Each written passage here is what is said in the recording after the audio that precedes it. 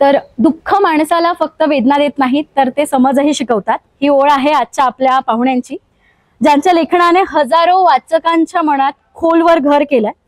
समीर रावसाहेब गायकवाड, मराठी साहित्य क्षितिजावरील धगधगता लेखक. उत्तर सोलापूर तालुक्यातील कोंडी हे त्यांचं मूळ गाव. शिवाजी विद्यापीठातून प्रथम क्रमांकाने MA मराठी उत्तीर्ण झाल्यानंतर सेट नेट परीक्षांमध्ये उत्तीर्ण होऊनही प्राध्यापकी पेशा न स्वीकारता शेती, व्यवसाय आणि पूर्णवेळ लेखन यावर त्यांचा उदरनिर्वाह आहे. विविध विषयांवर लिहिताना भिन्न साहित्य प्रकारात ते लेखन करतात. त्याचबरोबर विख्यात दैनिकात, नियतकालिकात विपुल स्तंभलेखन आणि सातत्यपूर्ण ते ब्लॉग लेखन करतात. महत्वाचं म्हणजे वेश्यांच्या जीवनावरचे अप्रकाशित पैलू समोर आणण्यासाठी त्यांनी विशेष प्रयत्न केलेत. विविध सरकारी यंत्रणांना संलग्न माहिती पुरवताना या समस्येकडे समाजाचे भान वळवण्यासाठी समाज माध्यमात ते निरंतर लेखन करतात.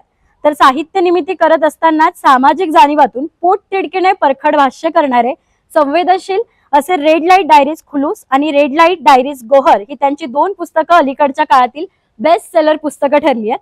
तर नमस्कार, मी संजना खंडारे, स्वागत करते तुमचं बाई माणूस मध्ये. आता जे मी काही बोलले ते समीर बापू आपल्या सोबत आहेत आणि सर, स्वागत करते मी तुमचं बाई माणूस मध्ये. तुमचा जे साहित्य विश्वातला तुमचा जो प्रवास आहे, तुमचं लेखन आम्ही सातत्याने नेहमीच वाचत असतो आणि तुमचं लेखन हे समाजातील ते सत्य समोर आणतं जे अनेक जण आणत नाहीत. तर पहिल्याच प्रश्नांची सुरुवात म्हणजे इथून 9 वर्ष जर मागे बघितलं तर 2016 साली ABP माझातर्फे सर्वोत्कृष्ट ब्लॉग पुरस्कार अशी एक स्पर्धा घेण्यात आली होती आणि ज्यात तुम्ही विजेते ठरला होतात.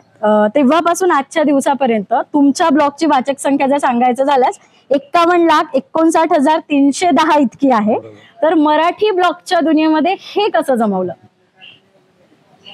सर्वात आधी मी तुमचे आभार मानतो आणि संस्थेचे पण आभार मानेन, सर्व विद्यार्थ्यांचे आभार मानेन, मी मुलांचे मुलींचे यासाठी आभार मानेन की आजच्या काळामध्ये अनेक चांगल्या इन्स्टिट्यूशन्समधून, जर्नलिझमच्या अनेक मोठ्या इन्स्टिट्यूशन्समधून पत्रकार नोकऱ्या सोडून जातात कारण त्यांना त्यांच्या मर्जीप्रमाणे बातम्या देता येत नाहीत किंवा त्यांना इंडिपेंडेंट व्ह्यूज त्यांचे मांडता येत नाहीत. त्यांना कुणाचं तरी बर्डन आहे, कुणाचं तरी दडपण आहे, त्या दडपणाखाली काम करत त्यांना त्यांच्या नोकऱ्या सांभाळाव्या लागतात. अशा पेशामध्ये तुम्हाला जायचं हे तुम्हाला माहिती आहे, तरी सुद्धा तुम्ही तो पेशा निवडलाय, ते क्षेत्र निवडलंय, त्यासाठी मी तुमच्या सगळ्यांचे अभिनंदन करतो. आणि मला खात्री आहे की तुम्ही भविष्यात एक चांगले नीतिमान, उत्कृष्ट नैतिकता असणारे आणि सत्याची कास असणारे पत्रकारिता तुम्ही सर्वजण कराल आणि त्यासाठी आशावादी राहाल अशी मी अपेक्षा करतो आणि त्याच्यावर तुम्ही खरे उतराल. माझ्या ब्लॉग संदर्भात सांगायचं झालं तर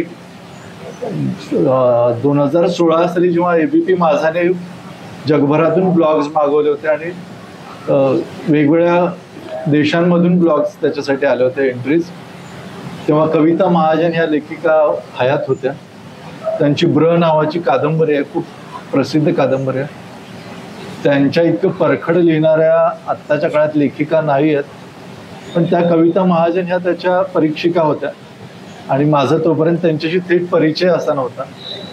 पण माझं ब्लॉग निवडल्यानंतर माझं त्यांच्याशी बोलणं झालेलं आहे. त्यानंतर काही वर्षांनी त्या गेल्या. पण मला आनंद वाटतो की त्यांनी ज्या विषयावरती ब्र लिहिलेल्या त्याच विषयाला मी पुढे घेऊन गेलेलो आहे.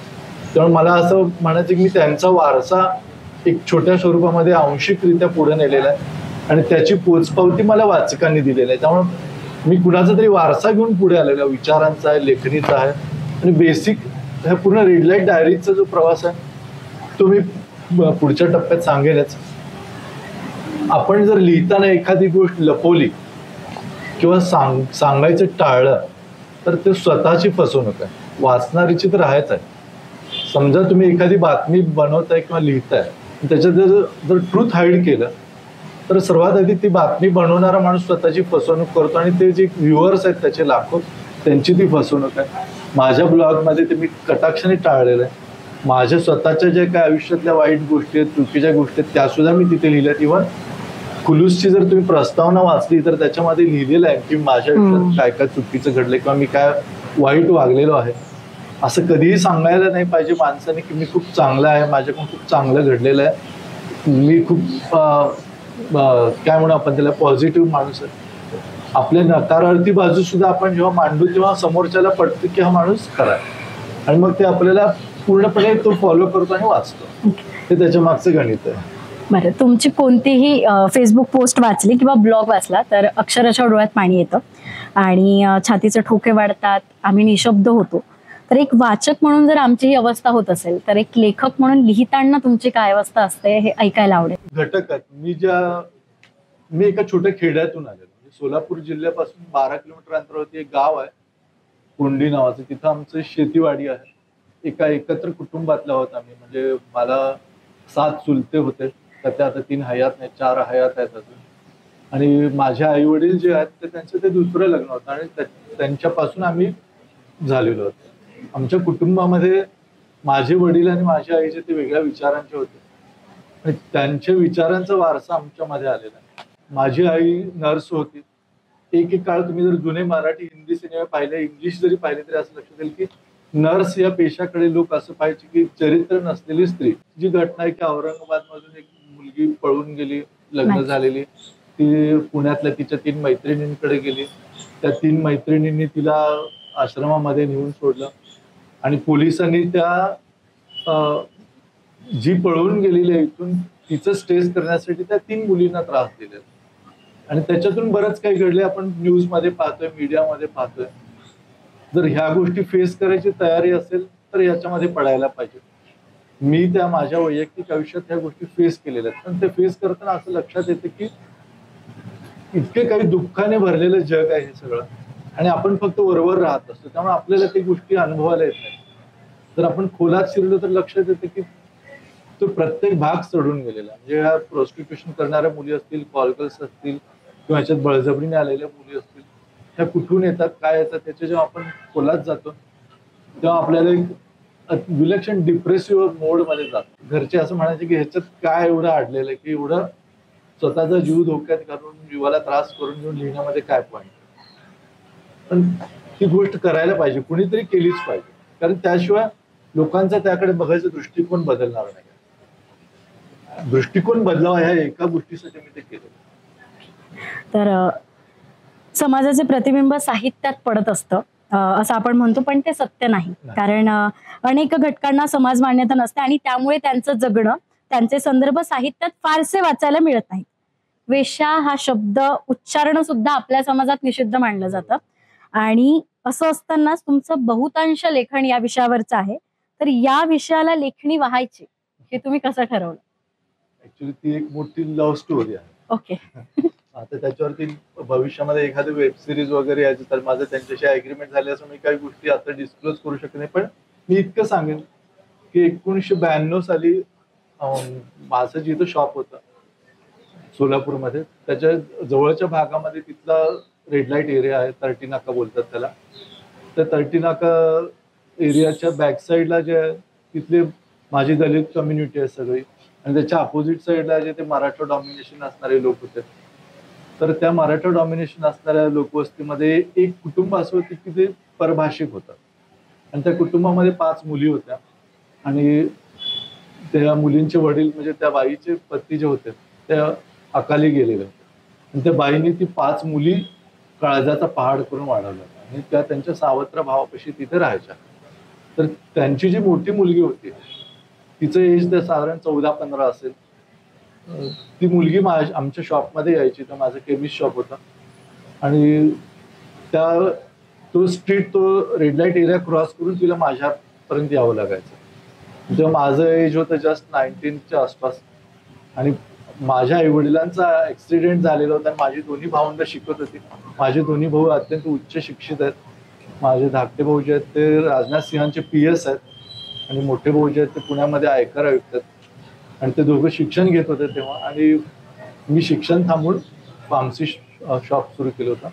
आणि आई वडिलांचा ऍक्सिडेंट झालेला असल्यामुळे माझं लग्न पण झालं होतं. माझ्या बायकोचं वय तेव्हा फक्त 14.5 वर्षांचं होतं. म्हणजे आम्ही एक चाइल्ड मॅरेजचा क्राईम केलेला आहे तेव्हा. माझं सुद्धा अंडर एज होतं आणि ती सुद्धा अंडर एज होती. त्यामुळं त्या मुलीला हे माहिती नव्हतं की माझं लग्न झालं. अरे बापरे. आणि ती शॉपमध्ये यायची आणि मी आता जसं हसून बोलतो तेव्हाच तसाही बोलायचो. आणि तिचा असं काहीतरी गैरसमज झाला की त्या मुलाचा आपल्यावरती काहीतरी अफेक्शन आहे किंवा मी ऍडमायर करतो वगैरे समथिंग. आणि तिने ते घरी सांगितलं आणि ते खूप गरीब कुटुंबात होतं. 5 मुली सांभाळणं म्हणजे जोक नाही. आणि त्या बाईंनी ठरवलं की आपण हिचं लग्न करून टाकलं पाहिजे. 14 14.5 सुद्धा ठीक आहे, इनफ आहे, करून टाकू आपण लग्न. आणि तिचे ते मामा जे होते, सावत्र मामा, ते वेगळ्या निमित्ताने आमच्या घरी सुद्धा येऊन गेले होते. मला तेव्हा त्यांचं मोठं माहित नव्हतं. पण त्यानंतर काही दिवसांनी असं घडलं की त्या मुलीची आई जी आहे ती रोड अपघातामध्ये गेली, सडक ऍक्सिडेंटमध्ये गेली. आणि त्या रेड लाईट एरियामध्ये ज्या बायका आहेत, जिथे चंद्रकला नावाच्या बाई आहेत आणि नीलावती म्हणून आहेत, नीलू आंटी बोलतात त्यांना, ह्या सर्वजणांकडे काही दलाल येतात. त्या काळात खूप असायचं ते प्रमाण. आणि त्या माणसाचे त्या दलालांशी संबंध होते. त्याने केवळ पैशासाठी ती मुलगी त्या एका दलालाला विकली. आणि तोपर्यंत हे तिचा सौदा होईपर्यंत, ठरेपर्यंत तिच्या घरामध्ये जवळपास 2 आठवडे भांडणं होते. ती म्हणायची, एकदा मला तुम्ही त्याच्याकडे घेऊन जावा, त्यांनी काय सांगेल ते मी करते. तिला म्हणजे तो ठाम कॉन्फिडन्स होता की हा मुलगा माझ्यासाठी काहीतरी करेल.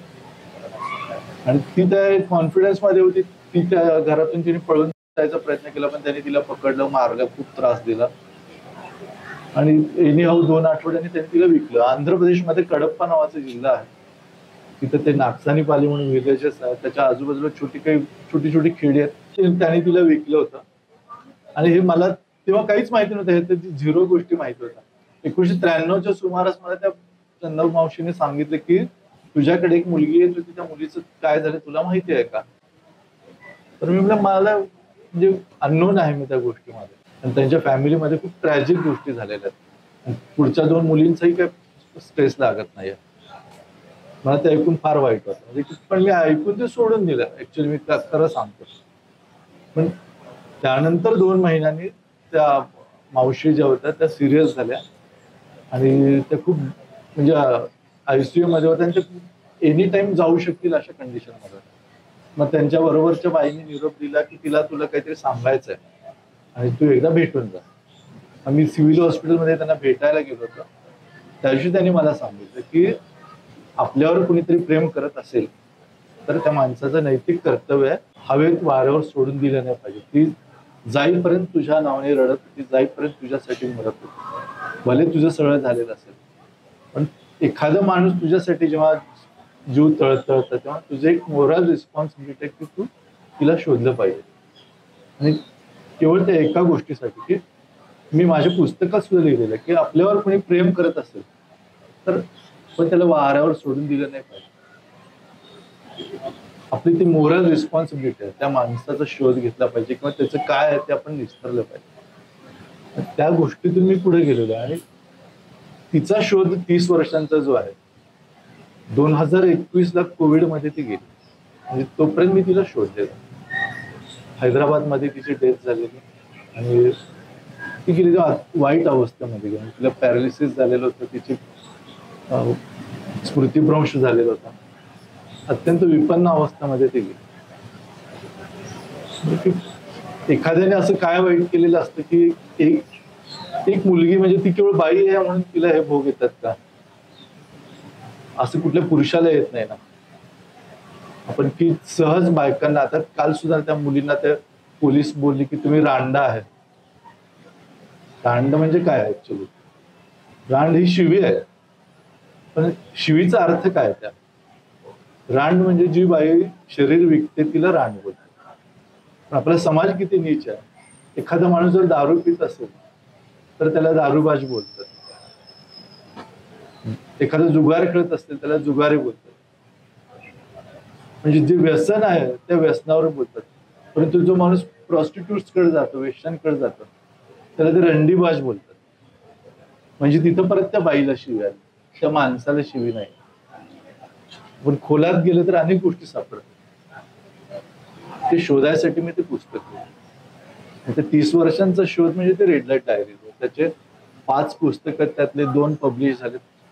ते पुढचे आणखी लिहून झालेले आहेत. पण माझी स्वतःची मी ते इतक्या टॉर्चर होऊन जाते लिहिताना. खूप मानसिक त्रास झालेला आहे मी ते सर्व करताना.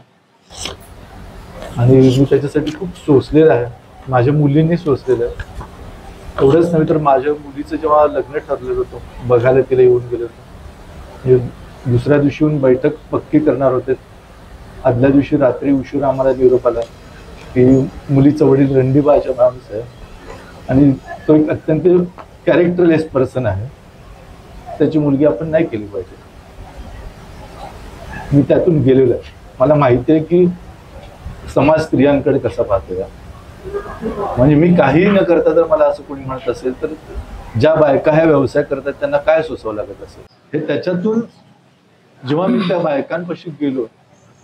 आता तुमची इथलीच इथे क्लासेस मधून बेसमेंटमध्ये प्रॉस्टिट्यूशन चालायचं औरंगाबाद मधलीच केस आहे आणि जवळपास 11-12 मुली तिथे होत्या आणि त्याच्यामध्ये एक मुलगी जी आहे ती बाल्टिक नेशन्स मध्ये आहे. मला वाटतं उझबेकिस्तानची मुलगी आहे ती. आणि तिथं तिला आणणारी बाई जी आहे तिचं नाव कल्याणी देशपांडे. तर त्या कल्याणी देशपांडेला मे 2021 मध्ये मोकाखाली शिक्षा झालेली आहे. त्याच्यानंतर 2 वर्षांनी ती बाहेर आलेली आहे. त्याच्यानंतर तिच्या पिंपरी चिंचवड मधल्या घरामध्ये तिचा नवरा आणि तिचा चुलत जावई गांजा विकताना सापडलेले. ती बाई म्हणजे महाराष्ट्रातील नव्हे तर देशभरातील सर्वात मोठी हायेस्ट सेक्स रॅकेट चालवणारी बाई. त्या बाईने इथं औरंगाबाद मध्ये एका मोठ्या क्लासेसच्या खाली, लक्षात घ्या ते सर्व क्लासेस टीनेजर स्टुडंट्सचे आहेत, हे सर्व माहिती घेतली. म्हणजे की ज्युनियर कॉलेजेस आणि सिनियर कॉलेजेसचे पहिली 2 वर्षाचे क्लासेस आहेत ते. जिथं त्या मुली जातात त्याच्या खालच्या बेसमेंटमध्ये तिने ते जाणीवपूर्वक घेतलं होतं आणि तिथं ते प्रॉस्टिट्यूशन चालायचं लिटरली. आणि तिथं ते परदेशातल्या सुद्धा मुली तिथं आणून ठेवल्या होत्या. आणि ते इथले काय पोलिसांचं नेक्सस असतं शेवटी, मी कॅमेरावरती सांगतो. इव्हन पॉलिटिशियनचं सुद्धा नेक्सस असतं याच्यामध्ये. आणि कुणीतरी जेव्हा कंप्लेंट देतं किंवा कुणीतरी इन्फॉर्मर असतं तो माहिती देतो तेव्हा त्यांना कारवाई करावी लागते. त्याच्यातून ती बाई पकडली गेली. परंतु त्या बाईची जर हिस्ट्री शोधून काढली तर 40-45 वर्ष झाली ती हेच करते आहे. म्हणजे 2 प्रकारच्या स्त्रिया आहे याच्यामध्ये. जसं काल ती पळून आलेली जी मुलगी आहे की जिच्यासाठी हे सर्व झालेलं आहे ती काहीच बोलायला तयार नाही. म्हणून कधी मी लिहिताना पण सांगतो की तुम्ही सुद्धा पत्रकारितेमध्ये एक गोष्ट लक्षात घ्या की जो विक्टिम आहे तो विक्टिम कधी पण कॉन्क्रीट बेस्ड असला पाहिजे, की तो ठाम पाहिजे, तो फिसलला नाही पाहिजे, तो मागे सरकला नाही पाहिजे, तर आपण तोंडगशी पडतो. माझं तसं अनेकदा झालेलं आहे, पण मी त्याच्यातून सावरत पुढे आलेलो. सर, रेड लाईट डायरीज खुलूस आणि रेड लाईट डायरीज गोहर या 2 पुस्तकांच्या निर्मितीबद्दल म्हणजे तुम्ही आत्ताच सांगितलं की ते पुस्तक लिहिण्यामागचं किंवा मग त्याच्यावर ते संशोधन करत जाण्यामागचं तुमचं काय होतं. पण फार कमी कालावधीत त्याच्या 5 आवृत्त्या संपल्यात, 7 आवृत्त्या संपल्यात. तर या पुस्तकात तुम्हाला आलेले अनुभव, तुम्हाला भेटलेल्या महिला, त्यांचं आयुष्य, हे सगळं कसं साध्य झालं? 1992 पासून हे वेगवेगळ्या शहरात मी माणसांच्या डोळ्यात डोळे घालून बघून बोलायला मला आवडतं, पण यांनी मला सांगितलं कॅमेऱ्यात बघून बोलायचं. माझ्याशी बोला तुम्ही, काही हरकत नाही. मी समोर पाहून बोलतो यांच्या. चालेल चालेल. म्हणजे मिसअंडरस्टँडिंग नको. तर 1992 ते 2022 मध्ये हे जे काही 30 वर्षाचा जी प्रवास आहे त्याच्यामध्ये ज्या ज्या बायका किंवा ज्या ज्या मुली भेटत गेल्या किंवा ज्यांच्या गोष्टी काही ऐकलेल्या आहेत किंवा काही कोणी दुसऱ्यांनी सांगितल्या तिथल्या बायकांना, ते सर्व त्या पुस्तकांमध्ये आहेत. त्यामध्ये एक मुन्नीबाई नावाची एक बाई होती जी गौहरमध्ये आहे. गौहर हा एक उर्दू शब्द आहे. त्याचा अर्थ असा की समुद्र तळाशी असणारे असे मोती की ज्याची चमक कधी फिकी होत नाही. द पर्ल्स, त्याचे ग्लोरी कधी कमी होत नाही. तर ह्या ज्या बायका आहेत ह्या त्या गौहर आहेत. त्या तिथल्या बायका ज्याला समाज रंडी बोलतो, मी त्यांना गौहर म्हणतो. हा माझा आणि समाजाचा फरक आहे. तर त्या बायकांपैकी एक बाई मुन्नीबाई आहे. ती नांदेडची आहे. तिची मला जेव्हा एकाने माहिती सांगितली होती की तुला तुझी जी जर्नी आहे, तू जे शोधतोस ते माहित नाही, पण तुला एक इंटरेस्टिंग गोष्ट मी सांगते, तू ह्या बाईला जाऊन भेट, तुला काहीतरी शिकायला मिळेल. आणि मला त्याने पत्ता दिला. ते सांगलीमध्ये लेप्रसी कॉलनी आहे. लेप्रसी कॉलनी म्हणजे कुष्ठरोग वसाहत. महाराष्ट्रामध्ये एकेकाळी तो रोग खूप मोठ्या प्रमाणामध्ये होता. आता तो डिमॉलिश झालेला. त्यामुळे त्याची जी घरं होती त्याची शहराबाहेर अशी सेपरेट घरं असायची. पडक्या सिमेंट विटाच्या घरामध्ये ती जिथं कुणी राहत सुद्धा नाही अशा ठिकाणी ती होती. पण फक्त मला जो मीडिएटर होता त्यांनी सांगितलं होतं मधल्या माणसाने की तू तिच्याकडे जाताना तिला दारू वगैरे सर्व घेऊन जा. तिथला एक लोकल मुलगा पण त्यांनी मला जोडून दिला होता. मग मी वाईन शॉपच्या जवळ गेल्यावरती मी जेव्हा वाईन घेतली तेव्हा तो बरोबरच होता. त्यांनी मला सांगितलं म्हणजे लिस्टच दिलेले होते त्यांनी. मी त्याला असं वाईन शॉपमध्ये सांगितलं मला ब्लेंडर स्प्राईटची फुल बॉटल पाहिजे. तर तो म्हणला हे कशाला घेता तुम्ही, ते टँगो पंचचं साधं बॉटल असतं ते म्हणजे हातभट्टीसारखं ते घ्या, ते सुद्धा तिला चालेल, ते इनफ आहे, त्याच्यावर ती सॅटिस्फाय होईल. मी म्हणलं मी त्याच्यासाठी आलेलो नाही म्हणलं तिच्या सॅटिस्फॅक्शनसाठी.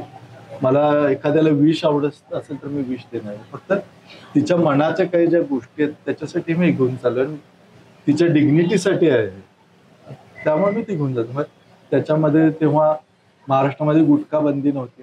RMDचे पाऊचचे सुद्धा मी नेलेले होते. भात नेलं होतं, राईस, बिर्याणी राईस, चपाती वगैरे असंच एक जेवण पिशव्यांमध्ये घेऊन मी तिच्या घरी गेलो. साधारण दुपारची वेळ होती. मग त्याने सांगितलं की तुम्ही या भेटून मी बाहेर थांबतो. आणि तिचा दरवाजा अर्धा उघडाच होता. पायऱ्या वगैरे तुटलेल्या होत्या आणि दार उघडून मी आत गेलो. आणि आत 2 खोल्या होत्या. पहिली खोली जी होती ती पडूनच गेलेली होती. पुढच्या खोलीमध्ये तिचं घर होतं, म्हणजे एकच खोलीची घर होतं ते. मी आत आलेलो, माझ्या सावलीवरून तिच्या लक्षात आलं. ऊन होतं तेव्हा, दुपारची वेळ होती. मी तिच्या घरात गेलो आणि तिने फक्त इशाऱ्याने विचारलं तूच का म्हणून, म्हणजे तिला सांगितलं होतं की हा भेटायला येणार. मग मी ते हातातली पिशवी ठेवली आणि त्यातल्या एक वस्तू काढल्या, ती बॉटल काढून तिच्या शेजारी ठेवली, बाकीचे जिन्नस वगैरे काढल्या. तिचं घर प्रचंड असं जाळ्या जळमट्याने गच्च भरत. अवतार जो होता तो एकदम असं आजारी माणसं जे असतात तसं. आणि ते पूर्ण खोलीमध्ये एक असं दुर्गंध होतं, भयंकर असं घाण वास येत होता त्या खोलीमध्ये. मला काही सेकंद असं उचमाळल्यासारखं झालं. आणि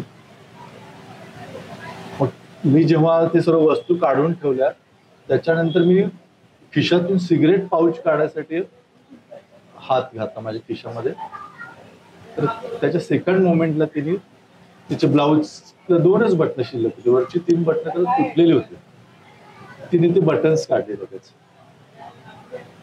म्हणजे गेल्या काही महिन्यामध्ये तिच्याकडे कुणी कस्टमर आलेला नाही. आणि तिला असं वाटलं हा खिशात हात घालतो म्हणजे हा पैसे देणार, आणि हा पैसे देणं म्हणजे आपल्याला पुढच्या गोष्टी कराव्या लागतात. मला इतकं वाईट वाटलं त्या दिवशी. मी तो प्रसंग माझ्या आयुष्यात कधीही विसरू शकत नाही. मी त्या कथेमध्ये लिहिलेला आहे सरळ. आणि तिने काही दिवस आंघोळ केलेली होती. तिच्या छातीवरती अशी मळाची पुटं होती, नखं वाढलेली होती. मग मी तिला सांगितलं, मी कुणालाच सांगितलं मी त्याच्यासाठी आलेलो नाही. मग तिने ते बटन लावलं आणि तिला पुढच्याच सेकंदात इतकी मोठी खोकल्याची उबळ आली की त्याच्यातून रक्त पडत होतं. आणि ते जवळच असलेले रुमालांचे गोळे होते ती तोंडात धरत होते आणि ती तिथेच टाकत होती. त्याच्यात तो वास त्या पूर्ण खोलीमध्ये. आणि मला काही वेळाने कळालं की ती मुकबधीर होती, जिला काही संवेदना नाही. त्या बाईला लोकांनी इतकं वापरलं होतं की ती टीव्हीच्या लास्ट स्टेजला होती. आणि ती तशी होती म्हणून तिला तिथं आणून टाकलं, म्हणजे ती मरावी म्हणून. मी त्या कथेच्या शेवटी लिहिलेलं आहे की मी तिथून जेव्हा परत आलो, माझ्या तिथल्या मित्राला सांगितलं की तिचं सिव्हिल हॉस्पिटलमध्ये किंवा एखाद्या वृद्धाश्रमामध्ये नेऊन ठेवायला पाहिजे. मी घरी आलो आणि मी खूप रडलो आणि देवासमोर बसून रडून सांगितलं की तिला तत्काळ मरण यायला पाहिजे. मी माझ्या आयुष्यात कधी कुणाचं मरण मागितलेलं नाही, पण ती मरावी असं मी म्हणतो. कारण तिचे जगून उपयोगच नाही. कुठलेही होप्स तिच्या मनामध्ये नव्हते. काही वर्ष मी NGO साठी पण काम केलं. दगडूशेठ हलवाई गणपतीच्या अपोजिट साईडला 2 गल्ल्या ओलांडून गेले की बुधवार पेठ आहे. वाईट गोष्ट अशी मी का म्हणजे कुठल्या देवावर जगावर टीका म्हणून नाही सांगत.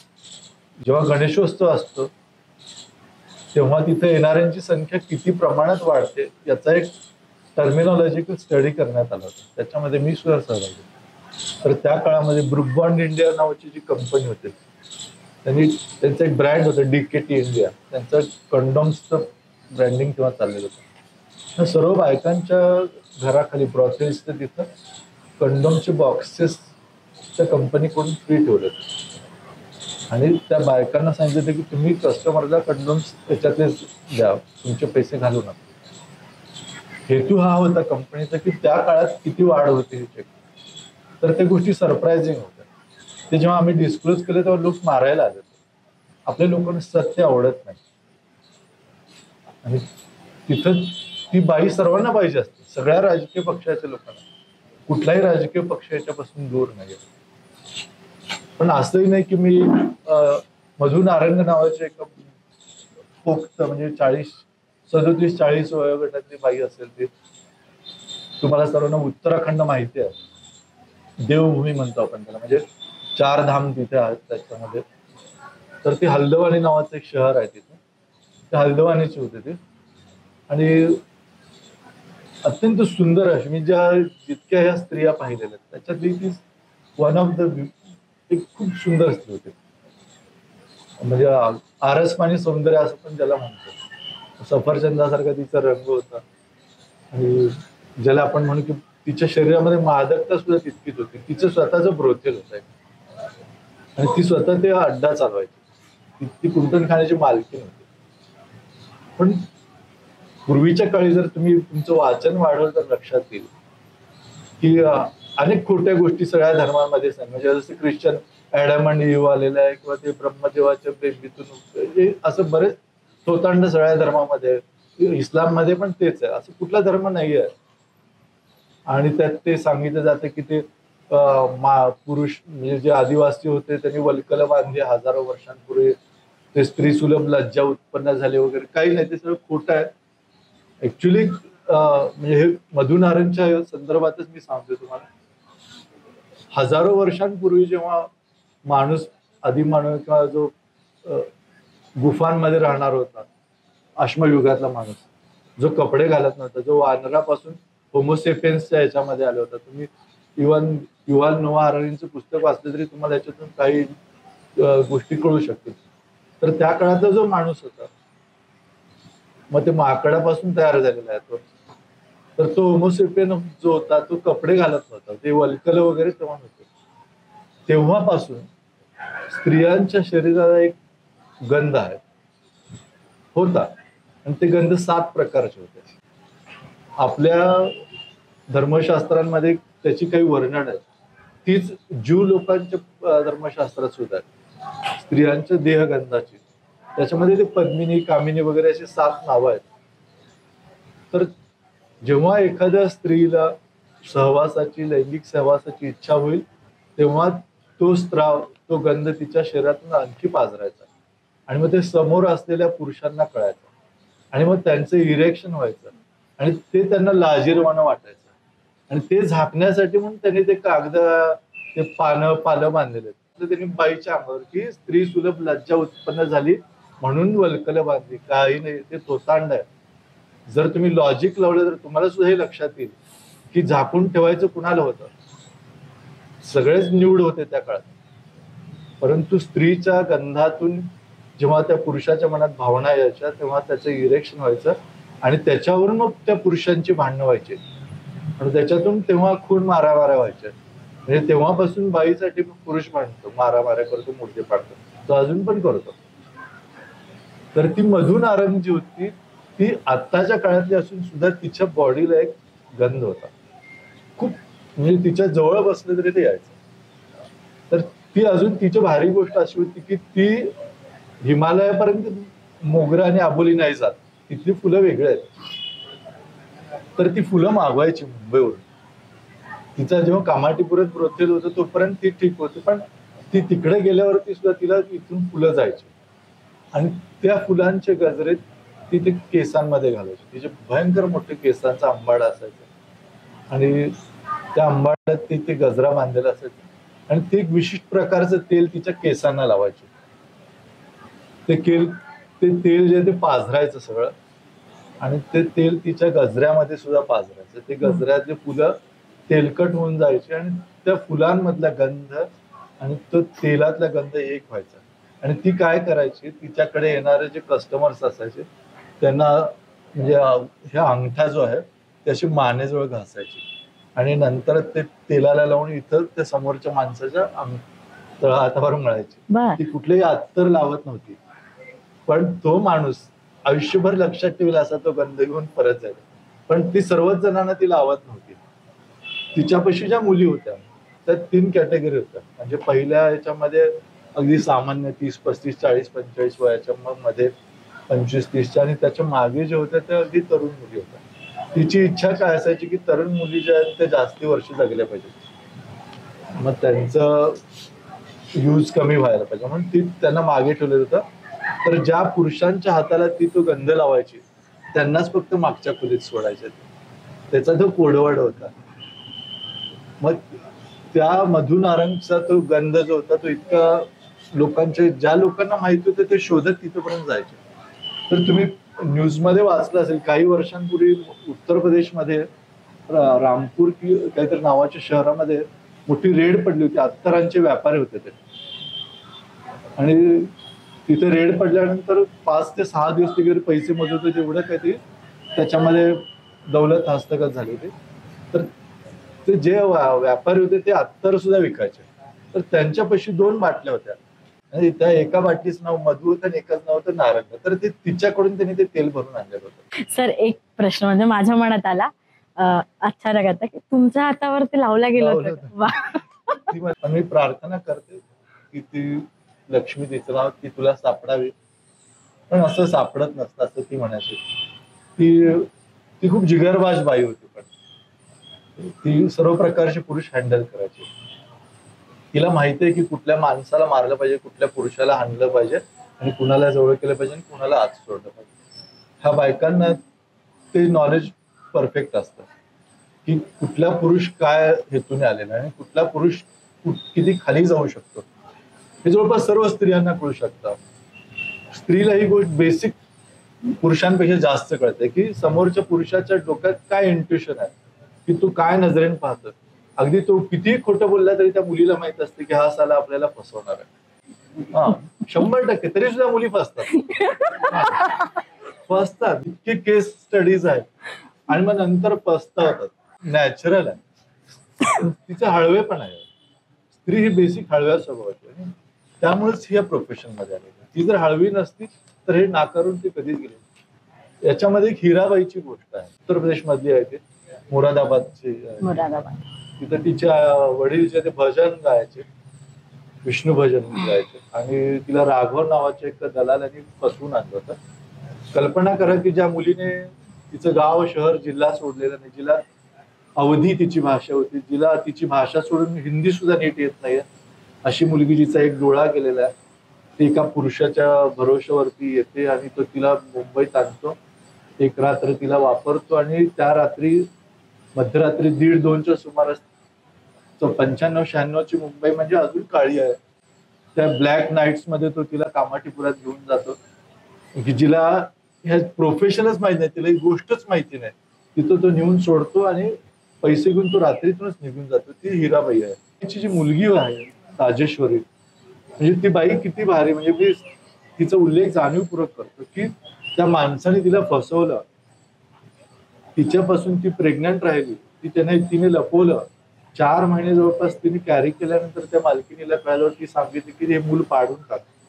तर तिने सांगितलं की ज्या दिवशी आम्ही एकत्र होतो त्या दिवशी माझे त्याच्यावरती प्रेम होतं. आणि ती मुरादाबादची तिथून आग्रा जवळ आहे आणि प्रेमाचं प्रतीक म्हणजे ताज. आणि तिचे वडील ईश्वराची आराधना करायचे म्हणून तिने ताजेश्वरी तिच्या मुलीचं नाव ठेवलं. त्या ताजेश्वरीला मी जेव्हा भेटलेलं आहे, तिचं बनारस मध्ये राहते, ती तिचं डान्स क्लासेस चालवते. तर त्या ताजेश्वरीला भेटायला गेल्यानंतर काही बायकांच्या घरी जेव्हा मी गेलेलो, सोनागाची जी आहे कोलकात्यामधला सर्वात मोठा रेड लाईट एरिया, म्हणजे आपल्या देशातला सुद्धा म्हटलं तरी चालेल, तिथं काही मुलींचे वडील पैसे न्यायला यायचे. म्हणजे असं सुद्धा चालतं की ते मुलीला ते व्यवसाय करायला होतात आणि तिच्या कामावर जातात, पण ते तिला घरी येऊ देतात. ही खूप वाईट गोष्ट आहे. आणि समाज त्या मुलींना नको म्हणतो, पण त्या मुलींचे पैसे चालतात. आपल्याच कुणाच्या तरी घरातले लोक तिथे जातात, त्याशिवाय त्या बायका जगू शकत नाही. म्हणजे त्यांच्यापाशी कोणीतरी येतं आणि त्या गोष्टी करून जातात. पण लोक त्या पुरुषांना नाव नाही ठेवत, पण त्या बायकांना नाव ठेवतात आणि त्या गल्लीतून जाताना नाकाला रुमाल लावतात किंवा इकडे बघत चालतात, असं गाडी असं चालतात, पण असं सरळ बघून जात नाही. असं एवढं काय वाईट केलेलं त्या बायकांनी? काही लोक उलट सांगतात की या बायका म्हणून सोसायटीच्या इतर बायका, मी त्यांना पण नाव ठेवतो. असं करणं म्हणजे आपण त्या गोष्टीला बळकट करण्यासारखं. मग ज्यांना असं वाटतं त्यांनी ती गोष्ट करावी, की त्या बायकांमुळे सोसायटी नीट आहे, हे अर्ध सत्य आहे. त्यांचा जीव त्याच्यात मारलेला आहे आपण. जसं एखादी आई, पुरुष लग्न झाल्यानंतर सुद्धा सगळ्या गोष्टी करतो, आई सगळ्या गोष्टी करू शकत नाही. म्हणजे तिला समजा पार्टी करायची असेल, तिच्या मैत्रिणीबरोबर तिला एन्जॉय करायचं असेल, तर ते नाही करता येत, कारण तिला आई नावाच्या चौकटीमध्ये मारलेलं आहे आपण. सगळं म्हणजे उदात्त विचार आणि सगळ्या गोष्टी त्याच्यात तिच्या बोकांडी मारलेल्या आहेत. तसं त्या स्त्रीच्या बोकांडी पण काही गोष्टी मारल्या, त्यात ते प्रॉस्टिट्यूशन सुद्धा आहे. आदिम काळापासूनचा व्यवसाय.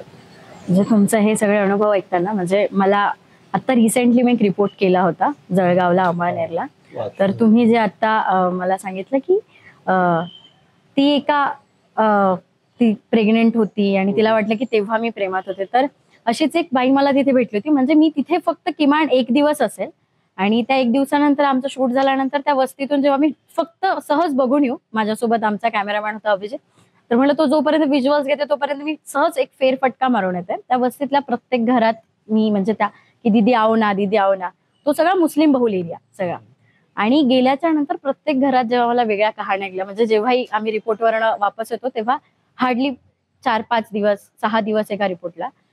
आणि तो हरदासीचा रिपोर्ट लिहायला जेव्हा मला 15-20 दिवस लागला, नेमकं काय हे आहे. आणि मग कळालं की यांना 150 वर्षांचा इतिहास आहे. आणि त्याच्यानंतर मग काही जणी तिथे आल्याच्या नंतर त्याच्या प्रत्येक कहाण्या होत्या. तर ते सगळं त्या साच्यात बसवताना ते समजत नव्हतं. पण आता मला हा प्रश्न पडतो की हे एवढं सगळं तुम्ही त्याच्यावर प्रत्येक ठिकाणी जाऊन ते कसं जमावलं असेल. तर हे माझी एक बहीण आहे मानलेली, रेणुका जाधव तिचं नाव. तिची एनजीओ आहे सोलापूरमध्ये, क्रांती नावाची. तिच्या आजी जी आहे ती प्रॉस्टिट्यूशन करायची त्या 13 नाका एरियामध्ये. तिच्या आजीनीच मला तिच्या इनिशियल काळात, माझ्या सुरुवातीच्या काळात मदत केलेली आहे. ती आणि माझ्यावर एक आतिश बनसोडे जो फेसबुकवरती असतो, आतिश कविता लक्ष्मण त्याचं नाव, आतिश शिरसाट, ह्या दोघांनी मला याच्यात गाईड केलेलं आहे, मदत केलेली आहे. आणि सुरुवातीला अनेक वेळा लोक विश्वास नाही ठेवायचे, कारण जसं डान्स बार मधल्या मुली कधी खरं नाव सांगत नाहीत, तसं या मुली पण कधी आपलं खरं नाव सांगत नाही, कुठली आयडेंटिटी एक्सपोज करत नाही, कारण समोरचा माणूस कशासाठी आला याच्यावरती त्यांचा भरोसा नसतो. पण जेव्हा खूप बायकांना, खूप मुलींना कळालं की हा काहीतरी शोधतोय, तेव्हा मग ते आपोआप सांगायचे की असं असं माणूस तुझ्याकडे येईल, त्याला माहिती पाहिजे, तुझ्याकडे असेल तर सांग. तेव्हा माझं काम सोपं होत गेलं. पण याच्यासाठी मी तमाशावाल्यांकडे गेलेलं, डान्स बारमध्ये गेलेलं, कॉलगर्ल्सच्या रॅकेट किंवा आता जे ऑनलाईन एस्कॉर्टिंग चालतं त्यांच्या ऑफिसेसमध्ये जाऊन आलेलं आहे. ब्रॉथेल्स तर कॉमन आहेत. वाईट असं झालेलं की मधल्या काळामध्ये, जसं नागपूरमध्ये कोविडच्या काळामध्ये, फक्त गंगा जमुना एका वस्तीपुरतं पोलिसांनी कर्फ्यू ठेवला होता. ऍक्च्युअली त्यांना ती वस्ती मोकळी करून पाहिजे होती आणि ती जागा ताब्यात घ्यायची होती. आता SR शत्रू कामाटीपुरा तुम्ही जर न्यूज वाचत असाल तर ते जिथं प्रॉस्टिट्यूशन चालतं ते सर्व लेन्स ते व्हॅकेट करणार आहेत आणि ते बिल्डिंग पाडून तिथे ते बिल्डर्सचे काही बिल्डिंग उभ्या राहतील आणि ज्या बायकांपाशी डॉक्युमेंटेशन आहे त्यांना घरं दिले जातील असं सरकार म्हणते. पण ते पुढची गोष्ट आहे. पण या मुळात त्यांच्याकडे कागदपत्रच नसतात. कोविडच्या टाइम मध्ये तुम्ही वाचलं असेल की सरकारने सगळ्यांना धान्य फ्री दिलेलं आहे, अजून सुद्धा सरकार देतं, पण या विषयांपाशी आयडेंटिटीज नव्हती, म्हणजे आधार कार्ड कुठले डॉक्युमेंट्स नव्हते. तर एका स्वयंसेवी संस्थेने कर्नाटकमध्ये बेंगळूर हायकोर्टला याचिका दाखल केल्यावर सुप्रीम कोर्टने ती स्यू मोटोने घेतली आणि सांगितलं की यांच्याकडे डॉक्युमेंट्स नसले तरी तुम्ही यांना धान्य द्या. आपल्या पुण्यातल्या एका संस्थेने मी नाव तुम्ही न्यूज सर्च केलं तर सापडेल. त्या वेश्यांचं कोविड मधलं आलेलं धान्य सुद्धा खाल्लं, म्हणजे लोकांना तेही कमी पडतं. तर ह्या सर्व लोकांपाशी पोचताना ह्या एकमेकाच्या निरोप जे आहेत, त्याचा मला खूप फायदा झाला. त्यातून पुढे जाणं सोपं झालं. एका बाजूला रेड लाईट एरियावरचं लिखाण आणि दुसऱ्या बाजूला ग्रामसंस्कृतीशी असलेली तुमची नाळ. तुम्ही लिहिता की गाव ही एक आपल्या जगण्याला आकार देणारी संस्कृती असते आणि याच विषयावर तुमचं गवाक्ष हा ललित कथासंग्रह आणि झांबळ हा कथासंग्रह प्रसिद्ध झालाय. तर या पुस्तकाबद्दल काय सांगाल? मी असं सांगतो की माणसाने रूट्स कधी विसरू नये. मी एका छोट्याशा खेड्यातून आलेलो आणि ते जे माझं गाव जे ते अगदी जेमतेम तेव्हाच्या काळात 500-600 लोकवस्तीचं गाव आहे. मग त्याच्या आसपासच्या पंचक्रोशीत जी माणसं होती ती माणसं कशी होती तेव्हाची, आताची माणसं कशी आहेत आणि त्या माणसांमध्ये काय फरक झाला, लोकांचा शेताकडे गावाकडे बघण्याचा दृष्टिकोन कसा बदललेला आहे. एक काळ कसा होता की माणसं शब्दासाठी जीव द्यायचे, आता काही शब्द पाळायचे नाही म्हणून जीव घेतात. असं आपण 180 डिग्रीला उलटे आलेलो. आणि नेहमी आपण असं बोलतो की शहरं खूप बदललेली आहेत, डिजिटल झालेले आहेत, पण गावं नाही बदलली असं खूप जण बोलतात. मला आश्चर्य वाटतं. असं काही नाही झालेलं, उलट झालेलं आहे की शहरात जे डिजिटलायझेशन झालेलं आहे ते परत येऊ शकतं. म्हणजे ते माणसं परत ते सगळं, तुम्ही मोबाईल वापरायचं बंद केलं, सोशल मीडिया बंद केलं तर तुम्ही परत नॉर्मल राहू शकता. पण गावातलं तसं नाही झालेलं. गावातलं गाव पण गेलेलं आहे. गावातल्या माणसांची नीतिमत्ता बदलली, गावातल्या लोकांचे एकमेकाबद्दलचे विचार बदलले. गाव हे शहरीकरणामध्ये गुंतलेलं आहे. मग मी त्या गवाक्ष मधून असं सांगितलेलं आहे की गवाक्ष इन द सेन्स मराठीमध्ये झरोका किंवा सवनं. तुमच्यापैकी खेड्यातलं कुणी आहे का इथं की गच्चीवरती खिडकी असायची गोल, त्याच्यातून वाकून खाली बघता यायचं, त्याला सवनं म्हणतात.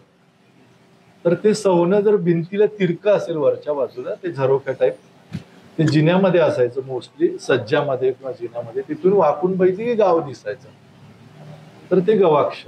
तर त्या गवाक्ष मधून जर तुम्ही पुस्तकामधून पाहिलं तर तुम्हाला जुनी गतकाळातली माणसं दिसतील, जुने लोकांचे विचार दिसतील आणि जे लोप पावलेत ते आता भेटत नाहीत. जसं खुलूस हेच याचा सुद्धा अर्थ काय की आस्था, निर्मळ सच्चेपणा. ह्या बायकांचे मन सच्चे आहेत. तसं गवाक्ष मध्ये त्या शब्दातून मला सुचवायचं की तुम्ही ते पुस्तक वाचलं तर तुम्हाला गाव कळेल, गावातली जुनी माणसं कळतील. त्यातले काही गोष्टी खूप सुंदर आहेत, मला वैयक्तिक खूप आवडतात. आणि झांबळ ही जी आहे, झांबळ हा ज्ञानेश्वरी मधला शब्द आहे. ऐसे झांबळे होय नावाची त्यांच्या अभंगातले शेवटची ओळ. म्हणजे सोपं करून सांगायचं झालं तर पौर्णिमेच्या रात्री जेव्हा पावसाळी दिवसामध्ये पौर्णिमेच्या रात्री जेव्हा आभाळ गच्च भरून आलेलं असतं, म्हणजे पाऊस पडेल असं आपल्याला वाटतं आणि नेमका चंद्र जो आहे तो त्या ढगांच्या मागे जातो आणि त्या ढगांच्या मागे चंद्र गेल्यामुळे एक प्रकारचं काळसर पिवळसर उजेड त्याच्यातून येतं आणि ते ढग बघितले की आपल्याला शांत वाटतं की आता हे कधीही पडतील, पण ते पडत नाहीत. पण त्यांना एक विशिष्ट प्रकारचा प्रकाश आहे की जो चंद्र मागे असतो, ते म्हणजे झांबळे. तर ते जांभळ वाचताना मनाला तशी शांती मिळेल म्हणून त्या पुस्तकाचं नाव जांभळ आहे. त्याच्यामध्ये 5 रुपयांची नोट नावाची माझ्या वडिलांची गोष्ट. रेड लाईट एरिया संबंधी लिखाण करत असतानाच दुसऱ्या बाजूला तुम्ही अनेक एनजीओ आणि प्रशासनाला हाताशी धरून या महिलांसाठी सामाजिक काम करतात. तर त्याचं नेमकं स्वरूप काय आहे हे ऐकायला आवडेल. ऍक्च्युली होतं असं की समजा आपल्याला कधी कधी माहिती मिळते की काही मुलींना रेस्क्यू करू शकतो आपण. रेस्क्यू करण्यासाठी काही नियम आहेत, काही पद्धती आहेत. तुम्ही आधी एनजीओ ला सांगावं लागतं आणि पोलिसांना सुद्धा एनजीओ ला बघून रेड करता येत नाही याच्यामध्ये. म्हणजे त्याच्यामध्ये तो क्लॉज याच्यासाठी कंपल्सरी केला की सरकार त्या महिलांचं दमन करू पोलीस यंत्रणेकडून. पण होतं असं की या दोन्हीपैकी एका यंत्रणेकडून ही माहिती लीक होते आणि तिथं काहीच होत नाही. म्हणजे 95% रेड तर खोट्याच असतात. म्हणजे समजा आता इथं औरंगाबाद मध्ये जे घडलेलं आहे ते मी ऑन कॅमेरा सांगतो की ती खोटी रेड आहे. अशा रेड पाडून घेतल्या जातात. म्हणजे की ज्याला बिझनेस करायचा तो लॉज चालवतो किंवा तो वेश्याव्यवसाय करतो किंवा ब्रॉथेल चालवतो त्याच्यापाशी जे काही 15-20 बायका असतात तो त्यांना हाईड करतो आणि ते त्या दिवशी 2 किंवा 5 ठेवलेले असतात. ते पोलीस येतात, रेड टाकतात, ते 2 बायका घेऊन जातात, त्यांच्यावर कारवाई होते. आणि ते कारवाईतले क्लॉजेस किंवा दंड नियम जे आहेत ते खूप साधे आहेत. ते ब्रिटिशकालीन आहेत सगळे. ते बदलले पाहिजेत. ते बदलले जात नाहीत, कारण ते बदले असं कुणाला वाटत नाही. मुळात कसं आहे की जेवढे अनैतिक व्यवसाय आहेत, दारूचा असेल, जुगार अड्डे असतील, क्लब असतील, किंवा आता मोबाईल गेम, जे आपल्या मायबाप सरकारने अख्खी पिढी नासवण्याचं काम हातात घेतलंय, की मोबाईलवरती ऍप्स आहेत आणि त्याच्यातून ते पोरं दिवसभर ते पैसे उडवत राहतात त्याच्यात. हा एक मोठा जुगारच आहे. पण त्या काळात अशी जुगार नव्हती, अजून सुद्धा नाही. मग हे जे व्यवसाय आहेत याच्यामध्ये भांडवल लागतं. जुगार असेल, दारू असेल, त्याला जागा पाहिजे, त्याचं काहीतरी बेसिक इन्फ्रास्ट्रक्चर पाहिजे, 10-12 गुंड पाहिजेत, त्यांना पोसावं लागतं. इथं तसं नाहीये. तुम्ही कुठलीही खोली घ्या, त्याच्यात 4 बायका आणून कोंबा, त्यांना तुम्ही काही द्यावं पण लागत नाही, त्यांचेच पैसे तुम्ही घ्यायचे आणि ते खायचे. त्या बायका तुम्हाला काही मागत नाहीत आणि त्या बायकांसाठी भांडायला कोणी येत नाही. त्यामुळे ती सोपा बिझनेस. त्यामुळे सर्व राजकीय पक्षाचे लोक हा धंदा करतात, ते त्यांना सपोर्ट करतात. त्यामुळे याच्यात पण काही ठिकाणी असं पण झालेलं आहे की काही पोलीस अधिकाऱ्यांनी खूप चांगला रिस्पॉन्स दिला. दिल्लीमध्ये स्वाती मालिवाल जे आता महिला आयोगाच्या अध्यक्ष होत्या, त्यांच्यापाशी सुद्धा काही टिप्स दिल्यावरती त्यांनी खूप चांगले धडाडीचे कारवाई केलेले आहेत. इव्हन रश्मी करंदीकर जे आहेत त्यांनी मोठ्या कारवाया केलेल्या आहेत. पुण्यामध्ये मिश्रा मॅडम जे होतात त्यांनी केलेले आहेत. म्हणजे जे या व्यवस्थित चांगले लोक आहेत ते करतात. प्रत्येकाला 2 बाजू आहेत, त्यामुळे आपण प्रत्येक वेळेस काळी बाजू सांगितली असं काय. आणि एनजीओ जे आहेत, एनजीओ मध्ये पण 2 प्रकार आहेत. काही एनजीओ असे आहेत की त्यांना याचं पॉर्न करायचं आहे. तसं काही लोकांना आपली गरिबी दाखवून सातत्याने रडून पैसे कमवायचे असतात. तसं काहींना फक्त या बायकांचे क्लिप्स, यांचे खस्ता हाल दाखवायचे, लोकांच्याकडून पैसे घ्यायचे आणि करायचं काही नाही. आणि काहींची स्थिती अशी असते की ते खूप काय करतात पण त्यांच्यापाशी फंड्स नसतात. ओके सर, एक अजून की 2014 मध्ये तुमच्या वडिलांच्या निधनानंतर आपल्या जाणीवा शब्दबद्ध व्हायला हव्यात असं तुम्हाला वाटायला लागलं आणि अवघ्या 10 वर्षात रिअल लाईफ स्टोरीज, कथा, कविता, ललिता, रसग्रहण, पुस्तक परिचय, सिनेमा, राजकीय, सामाजिक आणि प्रासंगिक विषयानुसारचं लेखन तुम्ही सुरू केलंय. तर या सगळ्या लेखन पसाऱ्यात सर्वात पहिलं लेखन कोणतं? झालं असं होतं की मी हार्डकोर रायटिस्ट होतो, खूप कट्टर उजव्या विचारांचं होतं, भयंकर कडवं. म्हणजे की बाबरी मस्जिद पाडायला गेलेल्या लोकांमध्ये मी होतो. इतका कडवट, म्हणजे इतका कडवट की माझ्या घरात तेव्हा मला ओरडायचे की तुला हे एक दिवस काहीतरी तू खड्ड्यात जाणार, तू काही वाया गेलेला आहे समुद्र. पण येणे हळूहळू मी त्याच्यातून बाहेर आलो. पण बाहेर येऊन मी काही या टोकाला नाही गेलेलो. मी हे दोन्ही गोष्टी मधून पाहतो. या बाजूचे मित्रच आहेत माझे, जे लेफ्टिस्ट असणारे, आणि मी राईट विंग मध्ये पण अनेक जण माझ्या ओळखीत आहेत. इव्हन ते संभाजी भिडे जे आहेत, ते जेव्हा सोलापूरला यायचे त्यांचे इनिशियल लोकांपैकी मी आहे. अरे बापरे. योगी आदित्यनाथांपाशी जे सोलापूरमध्ये काही लोक सुरुवातीला, म्हणजे त्यांचे खासदारकीचे सुरुवातीचे टर्म्सच्या काळात सांगतो, त्यांच्यापाशी जाऊन राहिलेल्या लोकांमध्ये मी आहे.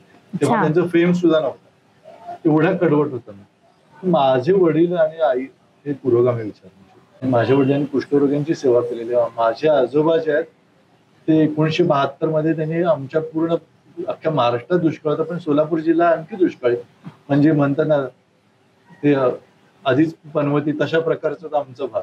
दुष्काळ 13वा महिना कायम दुष्काळ असले. त्यामुळे जेव्हा तिथं भयंकर दुष्काळ पडला तर आजोबांनी शेतातली पिकं जळू दिली होती, पण विहीर सगळी गावासाठी दिली होती. इतक्या चांगल्या कुटुंबातले.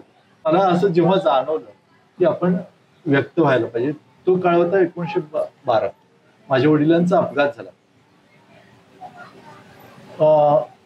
ते बाईकवर होते, त्यांचं वय 82 होतं, आणि बाईकवरती गाडी चालत असताना त्यांना त्यांच्या डोक्यामध्ये जी गाठ होती ती फुटली आणि त्यांना इमिजिएट चक्कर आली आणि ते गाडी चालवता चालवता पडले.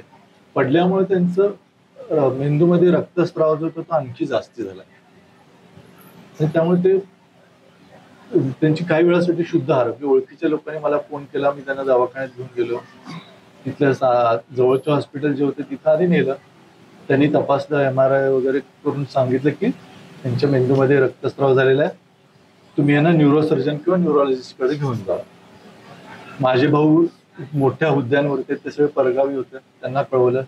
त्यांनी पण सांगितलं की तू बाहेरच्या मोठ्या शहरात न्यायच्या आधी सर्वात आधी पहिला उपचार करण्यासाठी तू सोलापुरातले जे कोणी चांगले न्यूरोसर्जन आहेत त्यांच्याकडे घेऊन जा. तिथे दत्तप्रसन्न काटीकर नावाचे सर्जन बर. आहेत, त्यांचं Binit Balwant institute of neuro institutions असं अशा नावाचं एक संस्था आहे, हॉस्पिटल आहे, बिनीत हॉस्पिटल नावाचं. त्या हॉस्पिटलमध्ये मी त्यांना नेलं. साधारण संध्याकाळ झाली होती तोपर्यंत, आणि भावंड दुसऱ्या दिवशी सकाळी येणार होते. डॉक्टरांनी तपासलं आणि सांगितलं की यांच्या मेंदूतलं रक्तस्राव गंभीर आहे आणि जितका डिले कराल तितके आणखी वाढेल. मी इंजेक्शन वगैरे देतो, पण ऑपरेशन एनी हाऊ मस्ट आहे. मग सकाळी भाऊ आले, मग डॉक्टरांनी सांगितलं की ऑपरेशन केलं तरी सुद्धा हे जाऊ शकतात आणि नाही केलं तरी सुद्धा हे जाऊ शकतात, पण ऑपरेशन केलं तर कदाचित वाचू पण शकतात. मग आम्ही सर्वांनी मिळून ठरवलं की त्यांचं ऑपरेशन करूयात. त्यांचं ऑपरेशन झालं दुपारी, आणि डॉक्टरांनी कल्पना दिली होती त्याप्रमाणे त्यांना नंतर इपिलिप्सीचे अटॅक आले, म्हणजे फिट्स आल्या होत्या. आणि फेफरं ज्याला आपण ग्रामीण मराठीमध्ये बोलतो ते आलं त्यांना. डॉक्टरांनी सांगितलं होतं असं काही होईल म्हणून, पण मग हळूहळू भावंड मोठ्या हुद्द्यावर होते, ते 1-2 दिवस थांबून गेले. मी तिथलाच होतो.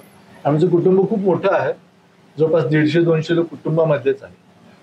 हे सर्व लोक पहिले काही दिवस कुठेही पहा तुम्ही, कुटुंबामध्ये कुणी आजारी पडल्या दवाखान्यात असले तर सुरुवातीला भेटायला येणाऱ्यांचं ओघ खूप असतं, आणि ते हॉस्पिटलायझेशन लांबलं की ते 5 दिवसामध्ये सगळे संपून जातात. मग तिथे जे असतात त्यांना ते सर्व गोष्टी करायच्या असतात. तसं मी आणि माझी बायको आम्ही तिथे होतो.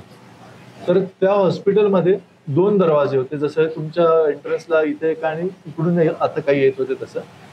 ओपीडी होती आणि ऍडमिट पेशंटला पलीकडून एक रस्ता होता, आणि जे ओपीडी आहे त्याच्या लागून एक जिना होता. तर जिन्यामध्ये एक पांढरा नेहरू शर्ट पायजामा घातलेले 30-35 वयाचे एक गृहस्थ बसलेले असायचे. त्यांच्या डोक्यावरती गांधी टोपी होती आणि ते तेलकटलेले असायचे आणि मळकट होते ते कपडे, आणि ते त्या जिन्यात बसून पांडुरंग पांडुरंग पांडुरंग असं म्हणायचं. मी पहिले 5 दिवस त्यांना खूप वेळा पाहिलं की ते तिथंच असायचे आणि ते सतत पांडुरंग म्हणायचे. असं कधी झालं नाही की त्यांनी रिकामे बसलेत किंवा गप्पा मारत बसलेत किंवा काय, असं नाही. ते कायम पांडुरंग. मला वाटलं की विठ्ठल भक्त असतील, विठ्ठलाच्या भक्तीसाठी म्हणजे कोणी ऍडमिट असेल त्याच्यासाठी ते परमेश्वराकडे आराधना वगैरे करत असते. मग आणखीन 1-2 दिवस गेल्यावर माझं कुतूहल चाळवलं, कारण ते थोडीशी उदास दिसायला. मग 2-1 दिवसांनी मी त्यांना रात्री तिथं झोपायचो आणि पहाटे निघून जायचो घरी. पहाटे 5-5:15 तिथं जे गाडा असायचा बाहेर कॅन्टीन, तिथं चहावाला यायचा आणि मग त्याच्यापाशी जायचे आणि चहा पिऊन आत यायचे. ते बाहेर गेल्यावर मी त्यांच्याबरोबर बाहेर गेलो आणि ते चहावाल्याशी बोलत बोलत मग मी यांच्याशी बोललो. म्हणजे कोण आहे तुमचं?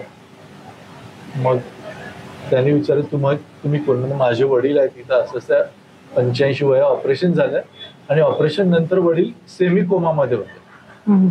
त्यामुळे आम्ही खूप घाबरलेलो होतो आणि ते किती दिवस तशा कंडिशन मध्ये राहतील हे सांगता येत नव्हतं. त्यामुळे ते एका अनिश्चित त्याच्या फेज मध्ये मी होतो. आणि ते गृहस्थितीत मला पहाटे 5 म्हणजे निळसर काळा उजेड असतो, त्या उजेडामध्ये त्या माणसाने तो गॅस बत्ती पेटवलेली आहे, त्याचा स्टोव्ह पेटवलेला आहे, तो चहा ठेवतो आणि हे तिथं बाकड्यावर बसले. तर मी त्यांच्या शेजारी बसलो आणि मी त्यांना विचारतो की तुम्ही कुणासाठी? मग दुसऱ्यांदा विचारताना सांगितलं की मी माझ्या मुलासाठी येत. माझा मुलगा वरती ICU मध्ये आहे. तर त्या गृहस्थांची गोष्ट फारच दुःखद होती. मी ह्या बायकांच्या का सोसू शकलो याचं खरं कारण त्या दुःखामध्ये. तर त्या मोहोळ नावाचं गाव आहे आमच्या कोल्हापूरपासून 28 किलोमीटर अंतरावरती. त्याच्यापासून काही किलोमीटर अंतरावरती एका छोट्याशा वस्तीवर ते राहायचे. त्यांना 3 मुली होत्या आणि 3 मुलीनंतर अत्यंत नवसाने त्यांना तो मुलगा झालेला होता. ते अत्यंत भयंकर धार्मिक वृत्तीचं कुटुंब होतं. ते एकही पंढरपूरची वारी त्यांनी चुकवली नव्हती. ते सर्व वाऱ्यांना जायचे, सर्व एकादशा करायचे, कधी त्यांनी नॉनव्हेज खाल्लेलं नाही. तो विचार सुद्धा त्यांच्या घरात नाही. पूर्ण शाकाहारी कुटुंब आणि सदैव विठ्ठल भक्ती आणि पांडुरंगाच्या कृपेने मुलगा झाला म्हणून त्यांनी त्या मुलाचं नाव पांडुरंग ठेवलं. तो पांडुरंग भयंकर हुशार होता शाळेमध्ये, अभ्यासामध्ये. ह्या माणसाचं घर भागत नव्हतं, 3 मुलींचं शिक्षण, पैसे याच्यात पुरत नव्हते. तर ते स्वतःचे 2-2.5 एकराची शेती करून लोकांच्या शेतात कामाला जायचे. त्यांची बायको गावातल्या जैन समाजाचे वाणी होते, त्यांच्या घरी जुने भांडी करायचे आणि मोठी मुलगी पण खुरपायला जायची.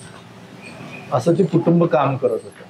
आणि हा पांडुरंग 4थीत असताना एके दिवशी त्याला खूप ताप आला. त्यांनी गावातल्या डॉक्टरकडे दाखवलं.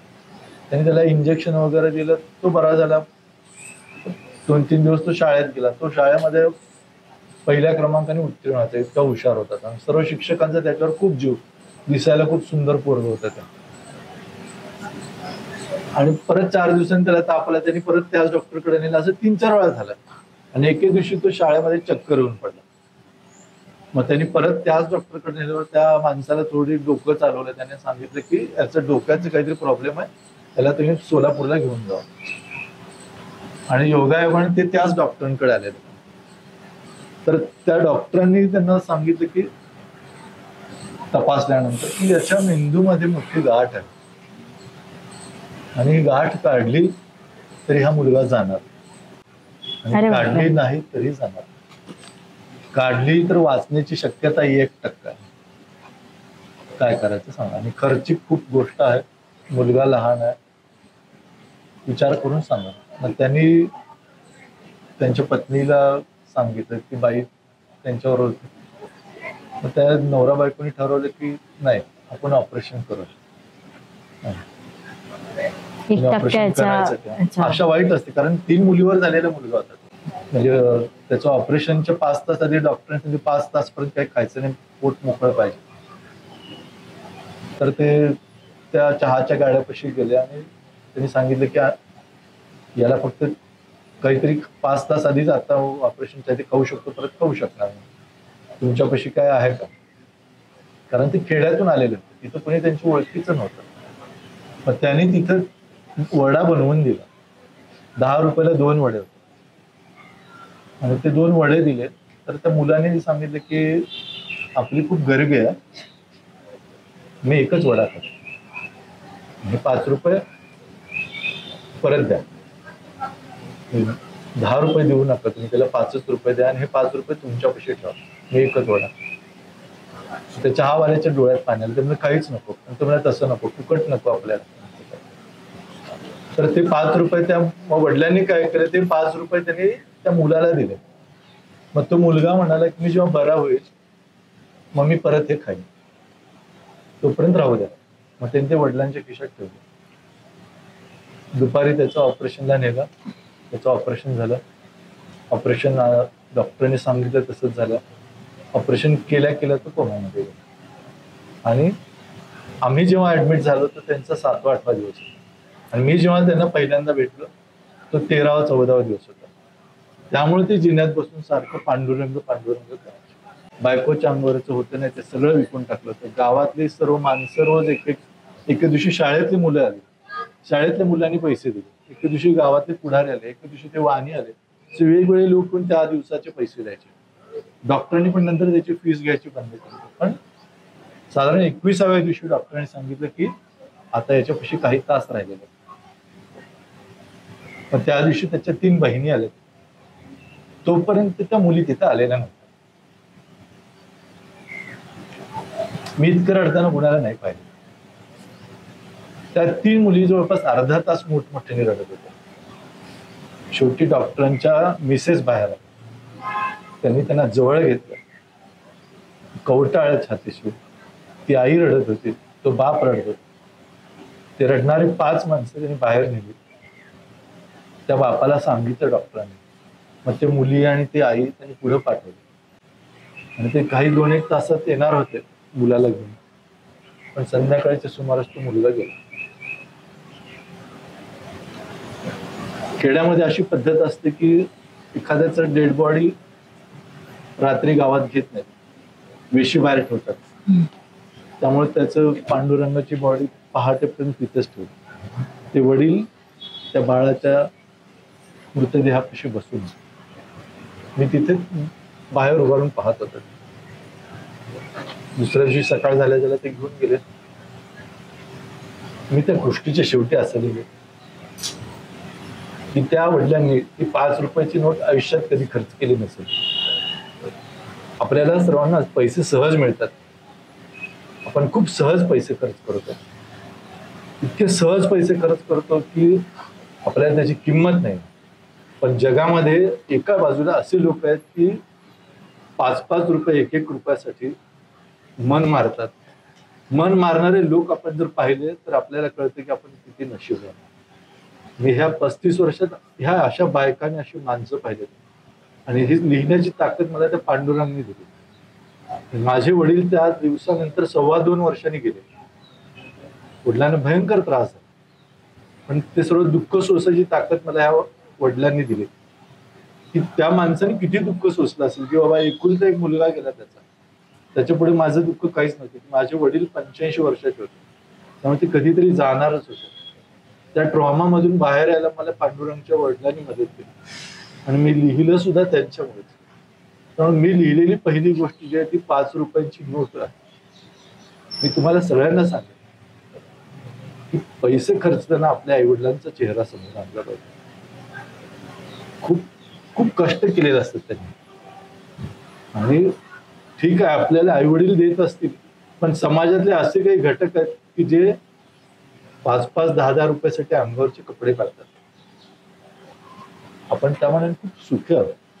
आपण अशा एका सोसायटीमध्ये की ते 180 डिग्रीमध्ये 2 टोक आहेत. पण दुर्दैवाने आपण हिंदू मुसलमान किंवा गाय गोबर बकरी गाय अशा 100 बिंडोक गोष्टीमध्ये आपण अडकलेलो आहोत. आणि ज्या गोष्टी आपण विचार करायला पाहिजे ते करत नाही. आपलं सेन्सिबल असणं आपण गमावतो. ह्या काळाचा जर सर्वात मोठा दोष काय असेल तर माणसाची सेन्सिटिव्हिटी संपते, संवेदनशीलता संपते आणि त्याला सोशल मीडिया वापरणे कारणीभूत.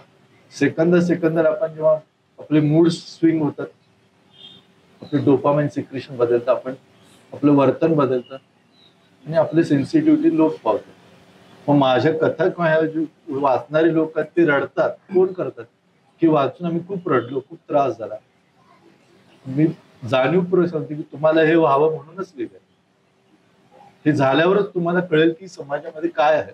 तुमच्या बोलण्यात म्हणजे तुम्ही अनेकदा भावुक होतात, तर लिहिताना किती वेळ होत असेल याचा अंदाज काढणं खूप कठीण आहे. सर, एक शेवटचा प्रश्न मी असा विचारेल की कुठल्याही क्षुल्लक कारणांवरून भावना दुखावणाऱ्या सध्याच्या काळात तुम्ही पॅलेस्टाईनचा नरसंहार पासून तर जिचा हुंडाबळी गेला त्या वैष्णवी हगवणेपर्यंत अनेक सामाजिक विषयांवर रिॲक्ट होतात.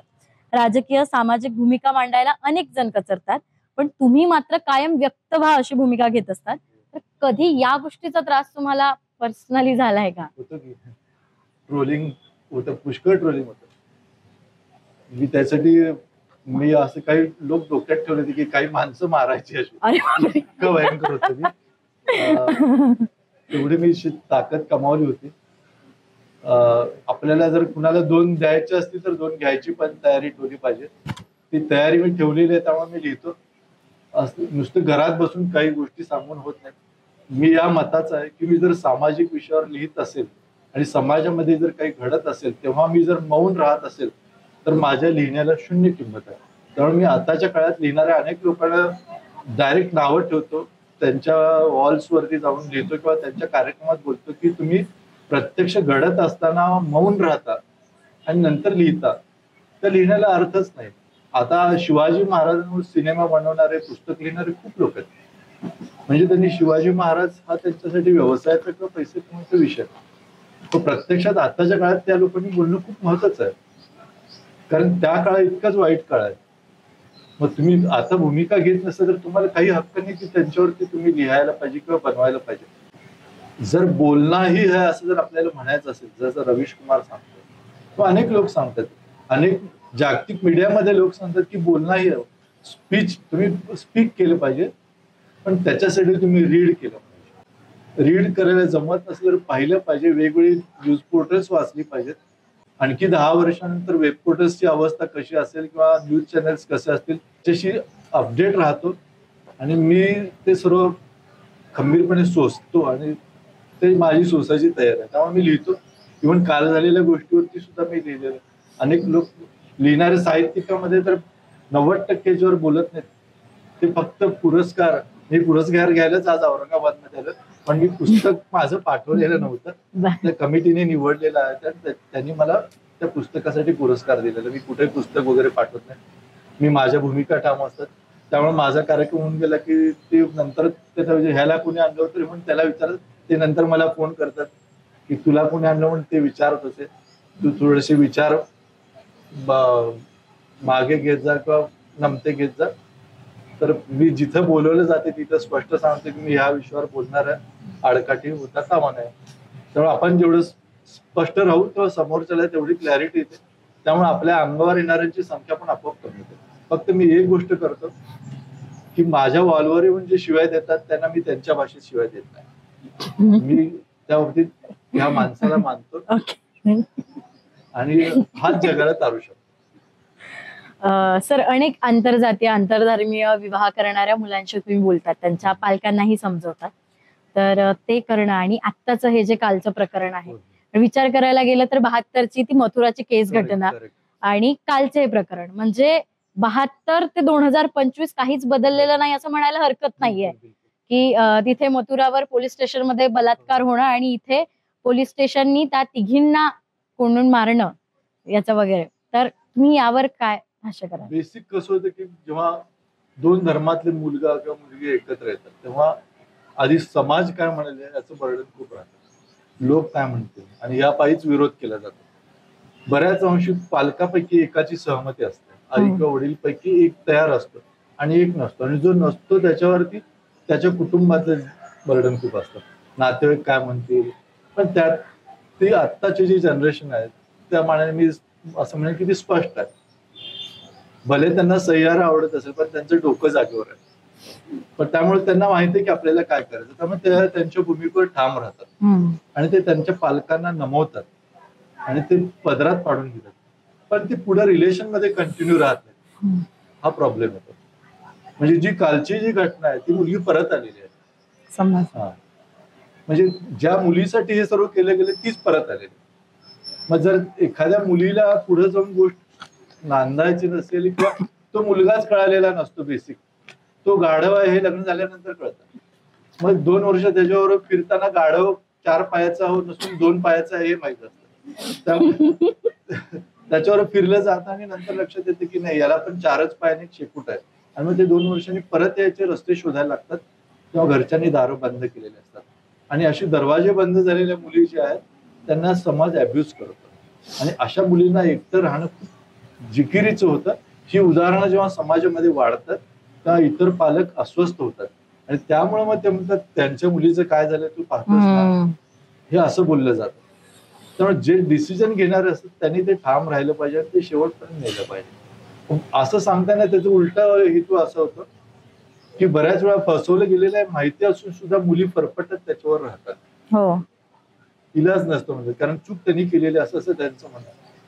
मग काउन्सिलिंगच्या वेळेस जेव्हा मी बऱ्याच कुटुंबांमध्ये गेलेलो आहे किंवा मुलींना भेटतो, त्यांच्या वडिलांना आईला मी असं सांगतो की आणखी 10 वर्षांनी मुलगी मुलीबरोबर पळून जाईल, मुलगा मुलाबरोबर पळून जाईल. मग तुम्ही म्हणाल का माझा मुलगा गे आहे, ती तर वेळ नाही येणार. त्यामुळे तुम्ही माणुसकी ही भावना ठेवा, मानवता ठेवा आणि होता होईल तेवढं त्या दोघांमध्ये रिलेशन अधिक क्लिअर ठेवा. दोघांना एकमेकाला समजून घेऊ द्या, त्यांना नीट एकमेकाला कळल्याशिवाय लग्न करू देऊ नका. ही भूमिका जर ठेवली आपण तर ते आई वडीलच काय, ते मुलगा मुलगी पण तयार होतात. आणि एनी हाऊ आपण त्या मुलं दोघांच्या मध्ये आपण टॅकल पण करू शकतो की त्यांच्यात काही दोष आहेत का. कारण बेसिक कसं आहे की ऑक्सिटोसिन, तुम्हाला माहिती असेल, ऑक्सिटोसिन नावाचं एक इंजेक्शन आहे, ते म्हशींना देतात. ऍक्च्युअली ते स्त्रियांना डिलिव्हरीच्या वेळी द्यायचं इंजेक्शन आहे. ते म्हशींना दिलं की ते आचळामध्ये दूध जास्त येतं आणि ते दुधातून तो ऑक्सिटोसिनचा स्त्राव येतो. आणि ते ऑक्सिटोसिनचं दूध ह्या मुलींच्या आयांनी पिलेलं आहे. इथं बसलेले सर्वच, मी अगदी छाती टोकून सांगतो, कारण त्या ऑक्सिटोसिन वरती डेअरीमध्ये वापरायची बंदी होऊन जेमतेम 10-12 वर्ष झाली. ह्या सर्व मुलींची वय 17-18च्या पुढची आहे. मग ते दूध ज्या आयांच्या पिण्यामध्ये आलेलं त्या दुधातून ते ऑक्सिटोसिन त्या मुलींमध्ये जातं आणि त्या मुली लवकर मॅच्युरिटी येते. म्हणजे माझ्या काळामध्ये माझ्या बहिणी ज्या आहेत त्या 10वीत 9वीत 11वीत मॅच्युरिटी. आता काही कुटुंबांमध्ये 2री 3रीत त्या मुलींना, जिला बालपण काय माहित नसतं, तिला मॅच्युरिटी. मग त्यामुळे ते शरीर ज्या गोष्टी मागते त्या गोष्टी करण्यासाठीचं अट्रॅक्शन आणि आपला लाईफ पार्टनर, ह्या 2 गोष्टीची गल्लत होते आणि तिथं आई वडील हार्ड भूमिका घेतात आणि तिथे क्लॅशेस होतात. अशा वेळेस काउन्सिलिंग केलं पाहिजे. आणि तुम्ही ज्या क्षेत्रात जाताय तुम्ही याच्यावर बोला. तुमच्या कम्युनिटीमध्ये किंवा तुमच्या आसपास लोक तुमचं ऐकतात. मी बऱ्यापैकी लक्षात येते की डॉक्टर इंजिनियर्सला कोणी किंमत देत नाही, पण पत्रकारांनी सांगितलं म्हणल्यावर ऐकतात, कारण त्यांना माहिती असते की हा खूप फिरलेला आहे. त्यामुळे तुमच्यावरती एक सोशल रिस्पॉन्सिबिलिटी आहे, पण आधी ती तुम्ही पण ती कॅरी केली पाहिजे. Thank you sir. म्हणजे बऱ्याच गोष्टी, म्हणजे मी जे वाचलं, म्हणजे मी काहीच वाचलं नाही असंही म्हणू शकते, पण तुमचं पुस्तक वाचणं आणि त्याच्यातले तुमचे ते तुम्ही लिहितानाचे अनुभव ऐकणे याच्यामध्ये खूप फरक होता. आणि अक्षरशः तुम्ही तेच भावना सांगताना, तुम्ही रडत असताना, म्हणजे लिहिताना किती काही गोष्टी घडत असतील आणि किती दिवस एक घटना लिहायला किंवा मग ते त्या साच्यामध्ये ठेवायला किती दिवस लागत असतील, हा विचारच केला जात नाही. धन्यवाद सर. तुम्ही प्रत्येक प्रश्नाचं उत्तर म्हणजे आमच्या काय म्हणतात त्याला अपेक्षेपेक्षा खूप जास्त दिला आणि खूप जास्त गोष्टी कळाल्या. इथल्या काही विद्यार्थ्यांना पण काही प्रश्न आहेत, ते विचारतीलच. हेलो सर, मेरा नाम अनुष्का है. तो सर, जब आप ऐसे वुमन से मिलने जाते हो तो आप उनको कैसे कंफर्टेबल कराते हो? क्योंकि ऐसे लोग मतलब बोल नहीं पाते, क्योंकि अपन जनरली भी बात करें तो मैं अभी थोड़ी देर की पहले बात की थी, तब मैंने बोला था कि लेक्चर किस बात का है. मेरे जूनियर्स ने मुझसे पूछा था, तो मैंने उनको बोला कि बहुत इंटरेस्टिंग टॉपिक है, रेड लाइट एरिया. तो वो मुझ पे देख के हंसने लगे कि red light area. Like it's interesting, मेरे को इस चीज़ में बहुत इंटरेस्ट है और मैं जनरली उनकी बहुत रिस्पेक्ट करती हूँ. तो मुझे आपसे क्वेश्चन पूछना था कि आप उनको कैसे कंफर्टेबल कराते हो कि वो आप पे ट्रस्ट कर सके और वो अपनी सारी बातें आपसे शेयर कर सके? एक्चुअली शुरू में बहुत अनकंफर्टेबल होता था, क्योंकि इन औरतों को इतने लोगों ने फंसाया रहता है, इतने मर्दों ने फंसाया रहता है, यानी कि उनके खुद के परिवार वालों ने उनको फंसाया. उसके दायरे में रह के उनको काम करना पड़ता. तो उसके पास अगर कोई ऐसा मर्द आए जो कुछ जानना चाहता हो, उसको पहले तो अपनी खुद की आइडेंटिटी नहीं बताता. तो शुरू में इसमें बहुत दिक्कत होती थी. इसलिए मुझे ऐसा करना पड़ता था कि जो आउट ऑफ महाराष्ट्र स्टेट्स है, south Indian state particularly Andhra, Karnataka, यहाँ जाते वक्त मैं मेरे साथ एक दुभाषिया लेके जाता था जो ट्रांसलेशन का काम करता था. मुझे लैंग्वेजेस समझती है मैं, लेकिन थोड़ा बहुत बोल सकता हूँ. तो उसके साथ बात करने से उनको पता चलता था कि ये कुछ जेन्युइन जानना चाहता है. तो शुरू में वो सब मुझे मेरी स्टोरी पूछते थे. वो सबको बताने के बाद उनको एहसास होता था कि नहीं, शायद इसको अगर इसकी लक्ष्मी मिल जाएगी तो मेरे जैसी एक लड़की बाहर जाएगी. सिर्फ इसी एक बात के ऊपर वो मेरे ऊपर भरोसा करती थी, क्योंकि वहाँ रहने वाली हर एक लड़की का एक ड्रीम होता है कि कोई जीवन साथी मिले, क्योंकि उनको कोई अपनाता नहीं. हार्डली लाख लड़कियों में से 20 या 25 या 100-150 की शादी होती है. उनमें से शादी के बाद भी 50% वहाँ वापस आते हैं, क्योंकि सोसाइटी जो है उनको हमेशा घूरती रहती है. जिस वक्त लोगों को पता चलता है कि इस औरत का पास्ट जो है प्रोस्टिट्यूशन का है, उस वक्त उसके तरफ देखने का नज़रिया बदलता है. इसलिए उनको हमेशा ये डर रहता है कि उनके साथ कोई रहने वाला नहीं. लेकिन जब उनको ये स्टोरी पता चलती थी कि नहीं, ऐसी कोई लड़की की इसको तलाश है जिसको ये बसाना चाहता है, तो एक लड़की का दर्द दूसरी लड़की ही समझ सकती है. इस बात पे वो कंफर्ट हो जाती है. आपने बहुत अच्छा सवाल किया. थँक्यू. तुमच्यामध्ये समाजामध्ये रेड लाईट एरियाची गरज आहे का नाही, आणि जर आहे तर त्याचं उत्तर द्या, कारण सांगा, आणि नाही तरी पण कारण सांगा. रेड लाईट एरिया म्हटलं तर आपल्याकडे संजय लीला भन्साली तो त्याचा गंगूबाई काठेवाडी आणि हिरा मंडी.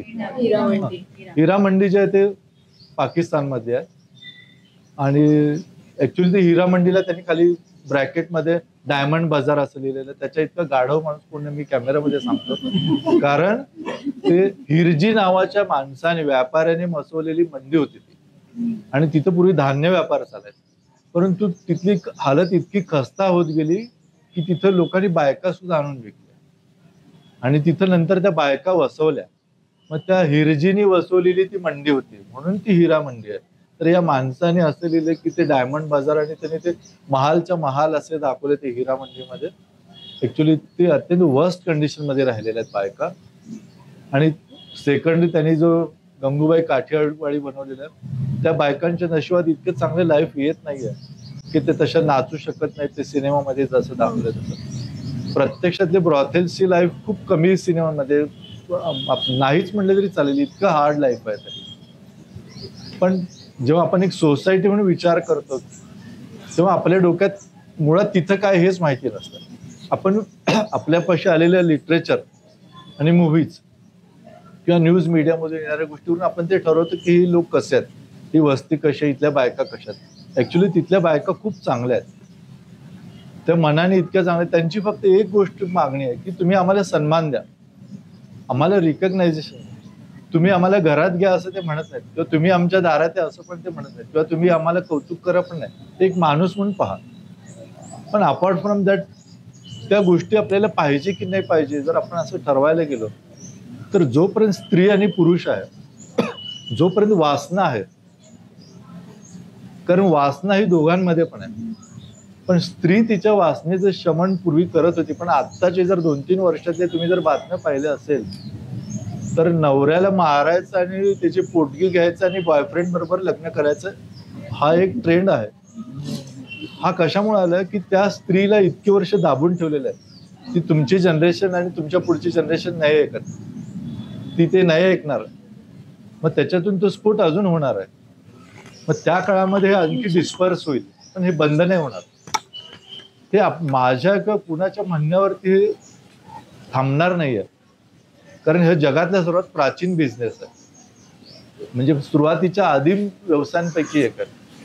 आणि जोपर्यंत पुरुष आणि स्त्री असतील तोपर्यंत हा व्यवसाय राहील. राहावा असं कुणालाही वाटणार नाही, कारण त्यात राहणाऱ्या स्त्रिया नरक आहेत. राहावं असं म्हणणाऱ्याला जर वाटत असेल तर त्यांनी आपले घरचे त्या नरकामध्ये पाठवावेत, मी या मतात. कारण ते जिवंतपणे मेल्यासारखं आहे, पण त्याला आपण काही करू शकत नाही. मग मी असं लिहितो किंवा जगभरामधले ऍक्टिव्हिस्ट असं मांडतात की त्यांची लाईफ किमान इझी असावी, त्यांना प्रोटेक्शन असावं, त्यांचे लोकशाहीने दिलेले डेमोक्रेटिक राईट्स सिक्युअर असले पाहिजेत, त्यांचे पैसे जे नोटाबंदीच्या काळात ह्या बायका लुबाडल्या गेल्या अक्षरशः, कारण त्यांच्यापाशी बँक अकाउंट्सच नव्हते, त्यांच्यापाशी पैसे ठेवलेले असायचे.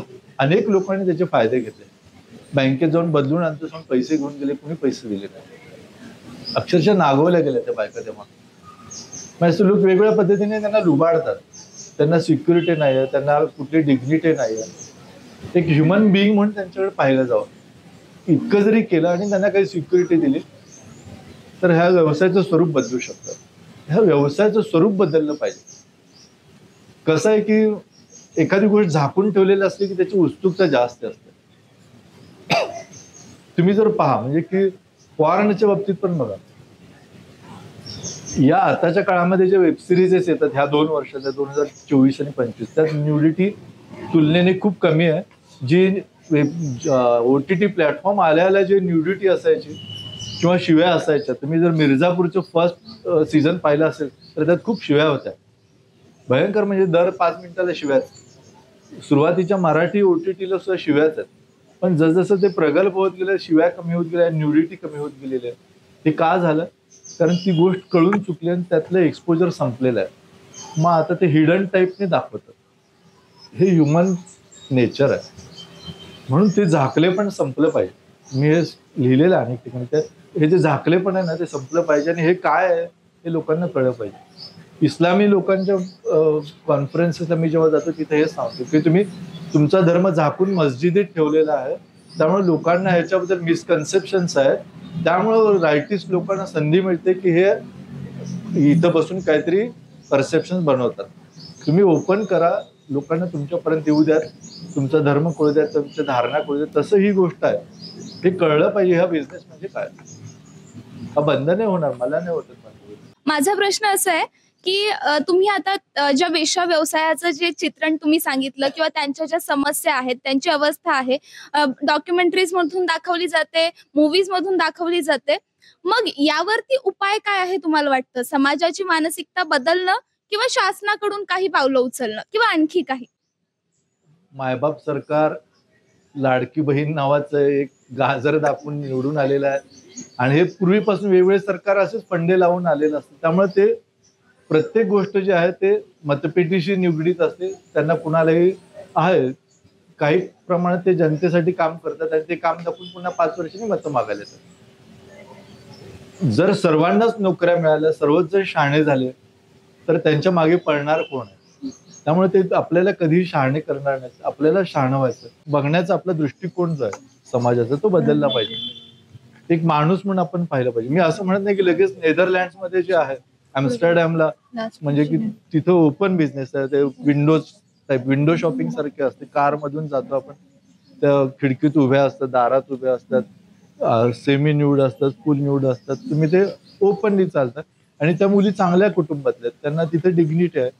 इव्हन ज्या कंट्रीना सेक्स कंट्रीज बोललं जातं, मलेशिया आहे किंवा थायलंड आहे, श्रीलंका सुद्धा आहे आताच्या काळात, तिथं जे चालतं ते स्किन बिझनेस आहे. तो तिथे त्या मुलींना काहीतरी समाजात किंमत आहे, त्या मुलींना तिथे रेप्युटेशन आहे. आपल्याकडं म्हणजे पळून जरी गेली तरी त्या मुलींना पोलीस म्हणतात की तुम्ही ह्या जातीच्या आहेत, म्हणजे तुम्ही रांडाच आहेत. म्हणजे की किती खोल भिनलेलं आपल्यामध्ये वेश्यांबद्दलची गोष्ट की रांडपणा असणं म्हणजे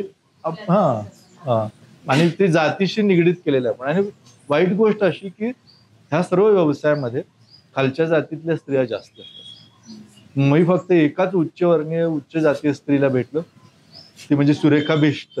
तर माझं नाव अनघा पांडे.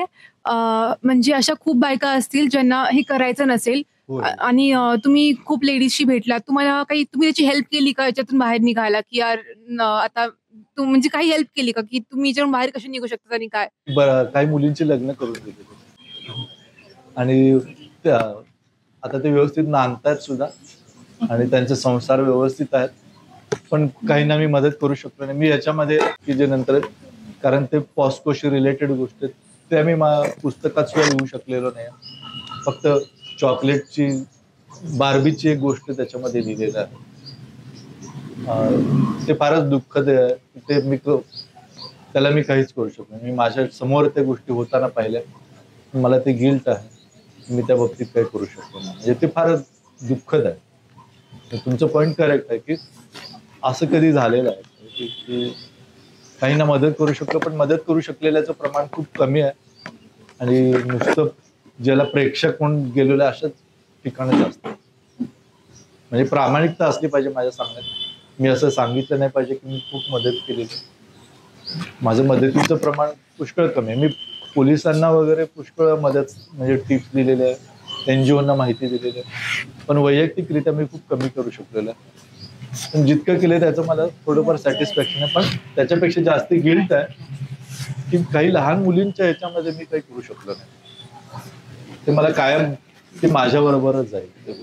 ची जी ही मुलाखत होती ही खूप म्हणजे काही लोक प्रश्न ठरवतात आणि आधी म्हणतात की आम्हाला प्रश्न दाखवा, पण न प्रश्न बघता किंवा काय, ही याला मुलाखत नाही म्हणणार मी, याला गप्पा म्हणणार.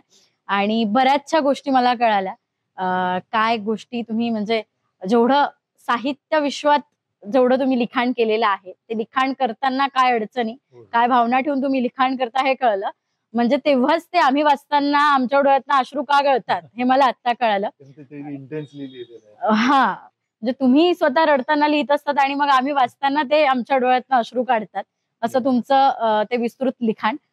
तुम्ही आज इथे आलात, आम्हाला एवढा वेळ दिला, त्याच्याबद्दल तुमचे मनपूर्वक आभार. माझ्यासाठी आणि इथे बसलेल्या सर्व स्टुडंटसाठी सुद्धा ही खूप विचार करायला लावणारी मुलाखत होती, असं म्हणायला हरकतच नाही. धन्यवाद सर. थँक्यू. सर्वांचे आभार.